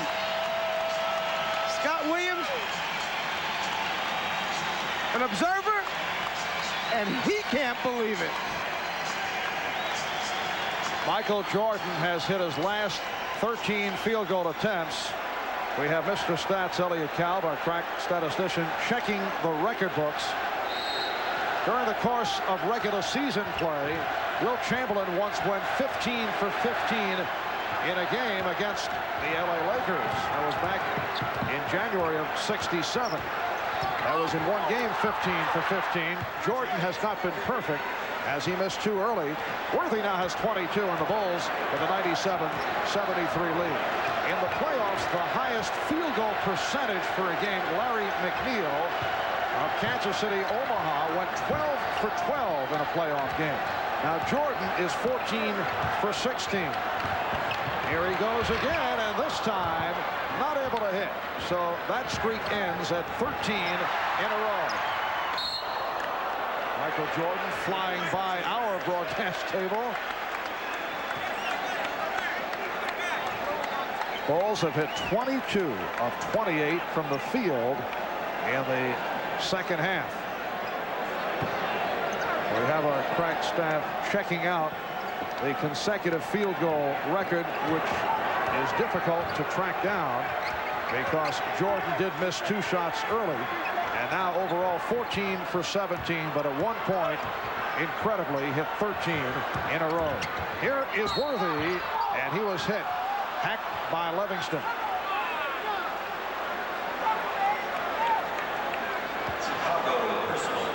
Jordan hustling after the last ball, trying to save it and avoiding Big Dave.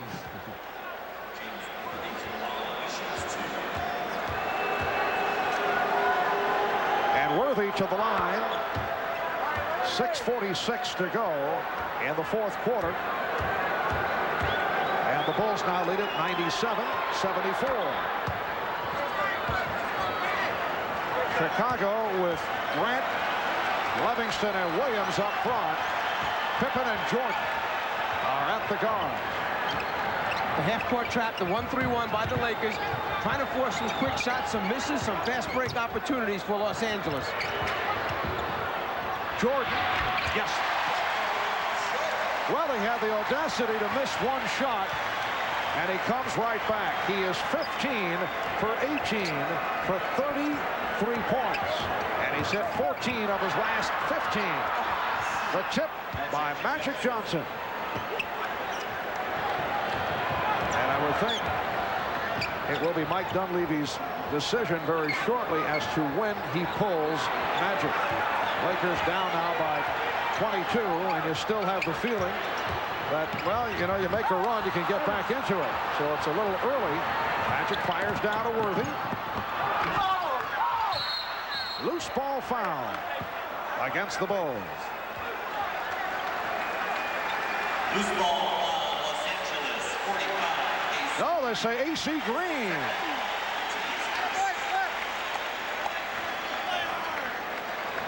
So Green collects his second. out of 5:46 remaining in this fourth quarter. Game 2 of the best of 7. The Chicago Bulls with a burst in the third quarter, sparked by Jordan. Here's Pippen.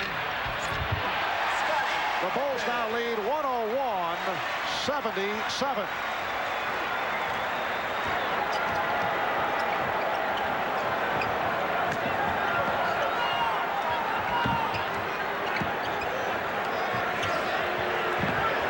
Lakers spreading it out, looking for a shot, and still not able to locate one. Green, and he hits from downtown. AC was 1 for 9 prior to that shot. I'm sure Chicago will live with that. Their defense was very, very good in game 1. It's been even better in game 2. Tenacious, aggressive the entire evening. Horace Grant has had a splendid game. He's 10 for 13, 20 points. Livingston off the steal. Cliff landing in the first row to our left. Standing ovation for the young man who took the charge here to your left. And Scottie Pippen extends to a 25-point goal. Mike Dunleavy taking the timeout.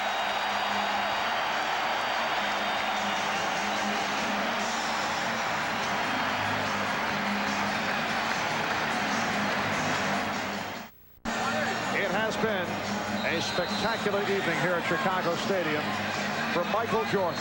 33 points, 15 for 18 from the field. When you talk spectacular concerning Michael Jordan in the playoffs, you can flash back to 1986 when Jordan scored 63 at the Boston Garden against the Celtics. However, Boston able to win it in double overtime over Chicago, 135-131, as they won game 2 of their 3-game sweep, despite the 63 by this man, who at one point tonight hit 13 consecutive field goals. And he is our Miller Genuine Draft Player of the Game once again. On behalf of Michael Jordan, NBC and Miller Genuine Draft will donate $1,000 to the Thurgood Marshall Scholarship Fund, along with the 33 points, 13 assists for Jordan. And Mike Dunleavy admitting to extensive garbage time as he has pulled Magic Johnson. Larry Drew has checked in, along with the rookie from Clemson, Eldon Campbell. Michael Thompson has come on. Hodges called for the foul, and Michael Jordan, who played a good portion of the game with 3 and then 4 fouls, departs with 33 points, 20 apiece for Grant and Pippen. Paxson off 8 for 8 shooting, 16 points. If you look back at the game plan that Phil Jackson and the staff put together for game number 2, take Michael off of Magic more time, play Scottie Pippen on, worked out. Aggressive, able to bump, size, strength, much better versus Magic. Better distribution of points, shots. Jordan getting the ball to his teammates and then hold the Lakers to 42% shooting. Just under 4 minutes remaining in this fourth quarter. B.J. Armstrong and Craig Hodges now in the backcourt. Up front, Scottie Pippen, Will Perdue, and Scott Williams.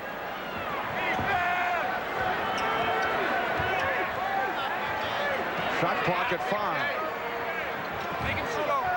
Here's Campbell. And Perdue rebound. So when the series shifts back to the form in Los Angeles for game 3 on Friday night, they will be tied at 1-1. We'll be on hand starting at 9 o'clock Eastern time on Friday. Shot clock at 3. Perdue, not what he had in mind. Even with a 23-point lead and 3 minutes remaining, Phil Jackson making sure by keeping Scottie Pippen on the floor, the glue to the other 4 players out there. 3-point attempt. And the foul, loose ball called on Pippen as he hit Eldon Campbell. Eldon Campbell, out of Clemson, grew up down the street from the Forum in Inglewood. Magic Johnson never did get going. 14 points, 10 assists, 7 rebounds. And was upset with the officiating early in the game. Crowd reacts to Scottie Pippen, who did a tremendous job in defending against Magic.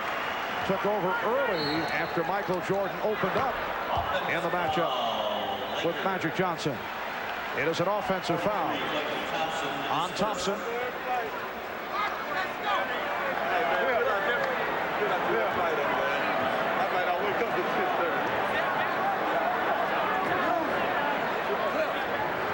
Stacey King with a rare playoff appearance, rejected by Elvin Campbell. Hodges. And Williams able to get to it.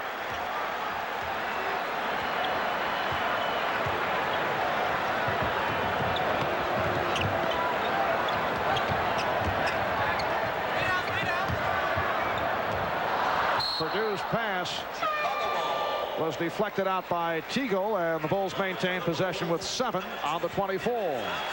You come out of the first 2 games, both teams accomplishing something here. The Lakers stealing 1 game on the road, the Bulls bouncing back, getting through that nervous time in game 1, and then bouncing back for a big win in game 2. The hand for the rookie Scott Williams as he was taken out. Once again, Scott Williams coming out and doing a nice job. Here's Drew, and Purdue rebound. Armstrong's pass broken up, intended for Dennis Hobson, who replaced Scott Williams. Dennis Hobson in his 4th year out of Ohio State. He was the big guard the Bulls said they were looking for, but has been on the disappointing side. He's had a series of injuries, but has not been used during quality time. We're just under 2 minutes remaining in the 4th quarter. Tough to pick up a guard that you think is a shooting, scoring guard, and he winds up going around 43% for the entire season. Here's Drew. The Lakers only 5 for 20 from the field here in the 4th quarter. The Bulls lead it 105 to 84. They broke it open with a 38-26 advantage in the 3rd quarter, led by Jordan, who scored 14 in the 3rd. Hodges from downtown, and Green on the rebound.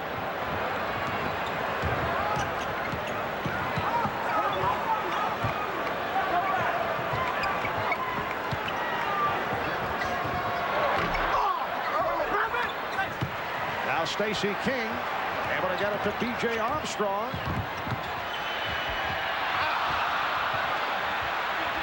Just under 1 minute remaining in the 4th. What kind of adjustments do you see for game 3 by, well, in particular by the Los Angeles Lakers? 2 things that jump out. One, the fact that some of the pressure has to be taken off Magic as Stacey King goes to the basket, commits an offensive foul.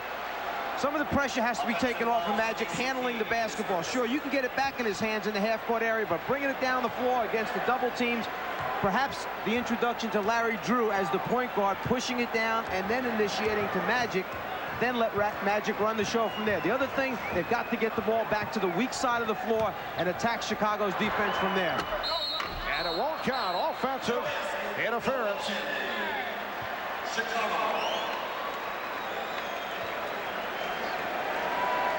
Well, the highest field goal percentage in a game, 62%, and 87 by the Lakers against the Celtics in an NBA championship series. It counts. Greg Hodges with his first bucket. And the Bulls, as you saw, shooting 62%. Final seconds of the game. Larry Drew with a second field goal. Bulls lead 107-86. And that will wrap it as Stacey King unleashes. The Chicago Bulls have tied the series at 1-1. They have defeated the Los Angeles Lakers by the score of 107-86. A hot shooting game for the Bulls. Lakers, led by Jordan, who had 33 on 15 of 18 from the field. The high man for the Lakers, Worthy, had 24. Divac with 16. Again, the final, Bulls 107. Lakers 86. Back in Chicago, Bulls 107, Lakers 86. The series now tied at 1. Michael Jordan, 15 of 18 for his 33 points, and he is alongside Ahmad. All right, Michael, not only a tremendous effort on your part, but a great team effort tonight. Well, I always thought that my teammates were very nervous in the first game, and I felt that they were going to come back and be relaxed. And you saw it tonight. They were very relaxed. They took their shots. They did all the necessary things to make us a more effective team. One of the things that you said you wanted to show the Lakers was the fact that you guys could beat them. You did that this evening. Yeah, I think it was very important for us to get this game going to L.A. for 3 games. We had to show them that, we can play a lot better than what we played in Game 1. Everybody really contributed, and we were able to win the game. All right, congratulations to you. Good luck to you in Game 3. Thanks. All right, back to you, Ahmad. And ailing Ahmad, playing hurt with a touch of laryngitis. At one point, Jordan hit 13 in a row, 14 of 15. We'll be back in a moment. Well, clearly, and it certainly worked with Michael Jordan looking for his teammates early. How about the Lakers? Can they change their philosophy for game number 3? Sure, they can. They must. Other players must step up now, step forward. Even though so much comes through Magic Johnson, the other guys need to assert themselves more in the next game. And that next game is Friday night in Los Angeles. The series is now tied at 1 with the Chicago Bulls defeating the Los Angeles Lakers by the score of 107-86. Later tonight, following your local news, it'll be Johnny welcoming Tony Bennett to The Tonight Show, starring Johnny Carson. And then Harry Reasoner and actor Daniel Stern join Dave on Late Night with David Letterman.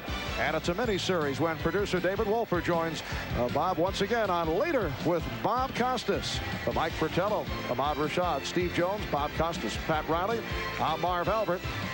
The LA Lakers and the Chicago Bulls are tied at 1-1 as they head back to Los Angeles. This has been a presentation of the NBA on NBC.